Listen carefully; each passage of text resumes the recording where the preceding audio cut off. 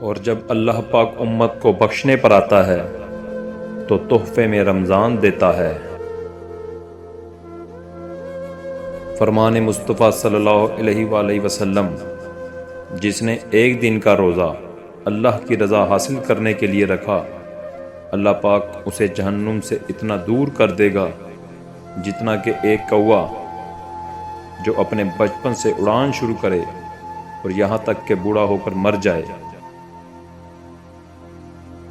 سب سے بڑا جاہل وہ ہے جو گناہ سے باخبر ہونے کے باوجود گناہ کرے۔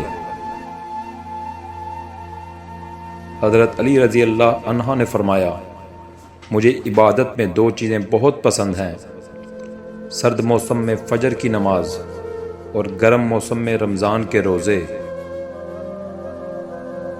رسول اللہ صلی اللہ علیہ وآلہ وسلم نے فرمایا، روزے دار کے لیے دو خوشیاں ہیں، نمبر 1 افطار کے وقت، نمبر 2 رب سے ملاقات کے وقت۔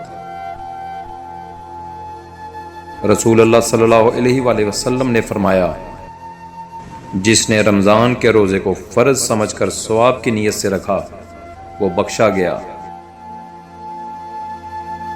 اللہ پاک کو بہت پسند ہے جوانی کی عبادت، دولت مند کی عاجزی، غریب کی سخاوت اور گنہگار کی توبہ۔